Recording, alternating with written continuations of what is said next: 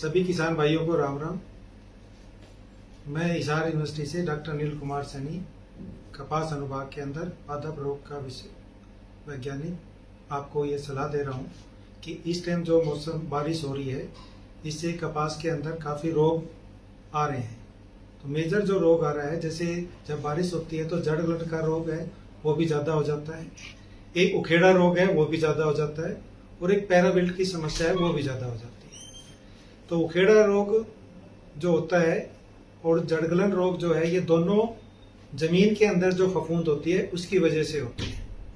जड़गलन रोग के अंदर जो पौधा आप उखाड़ के देखेंगे तो वो पौधा आराम से खेत के अंदर उखड़ जाता है और पूरा पौधा मुरझा जाता है। जो आप देखेंगे कि इसकी जड़ गलन है, वो जड़ है वो एकदम गल जाती है। और जो उखेड़ा रोग है उसके अंदर है वो पौधा आराम से उखड़ता नहीं है, जब आप उखाड़ के देखेंगे तो उखड़ता नहीं है, और उसके अंदर भी पौधा है वो मुरझा जाता है। लेकिन जब आप उसको उखाड़ेंगे जोर लगा के, तब आप उसको बीच में से दो फाड़ करेंगे हम पेड़ की, तो उसके अंदर देखेंगे कि जो उसके अंदर से जो उसके टिश्यूज हैं वो सारे ब्राउन कलर के हो जाएंगे, कभी कभी ब्लैक कलर के हो जाते हैं। अगर वो हो रही है तो इसका मतलब है उखेड़ा रोग है।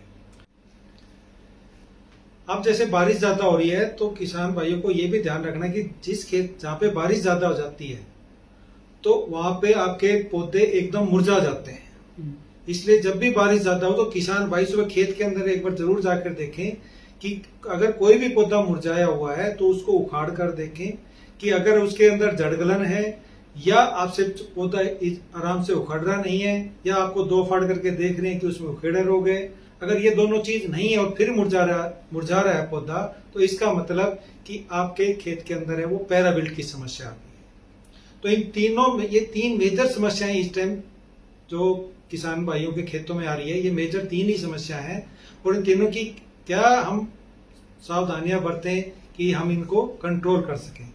जड़गलन रोग को कंट्रोल करने के लिए और उखेड़ा रोग को कंट्रोल करने के लिए हमें बेवेस्टीन 2 ग्राम पर लीटर के हिसाब से हमें ड्रेंचिंग करनी है खेत के अंदर। जिस पौधे के अंदर आपके ये प्रॉब्लम आपको दिखाई देती है उसी पौधे के अंदर और उसके 1 मीटर के चारों तरफ जितने भी पौधे हैं, हेल्दी पौधे हैं, उनके अंदर भी हमें ड्रेंचिंग करनी है। ये ड्रेंचिंग हमें जड़गलन रोग के लिए और उखेड़ा रोग के लिए हमें करनी है।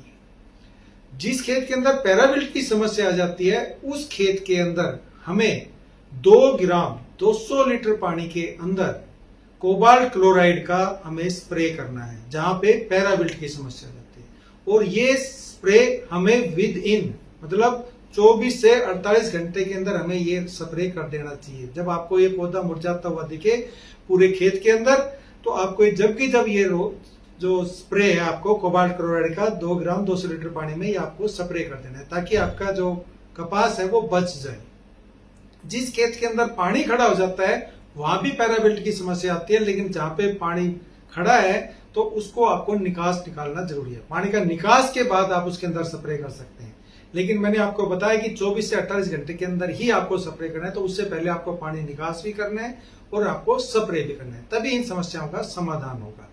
और पैराविल्ट की और जड़गलन रोग के जो पौधे हैं ये आपको पूरे खेत में एक साथ नहीं दिखेंगे, ये आपको पैच के अंदर मिलेंगे खेत के अंदर। कभी एक जगह पे, इस जगह पे, तो फिर दूसरी जगह पे थोड़ी दूर जाके मिलेंगे। ऐसे पैच के अंदर आपको इनके स्पॉट मिलेंगे।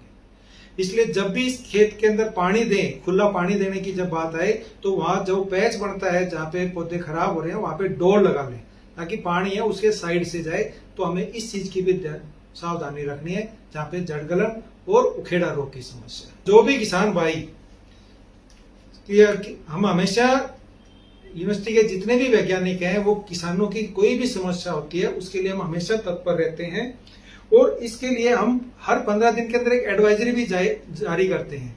जो हमारे जितने भी ई मौसम के ग्रुप के जो जितने भी हैं उसके अंदर सभी के अंदर वो हर हफ्ते एक एडवाइजरी जारी करते हैं, जिसके अंदर अगले 15 दिन में आपको क्या क्या करना है उसके बारे में बताया जाता है कि आप इसी चीज की सावधानी रखें। कोई भी समस्या आती है उसके बारे में बताया जाता है। और हमारे 4 नंबर गेट पे किसान सेवा केंद्र भी है।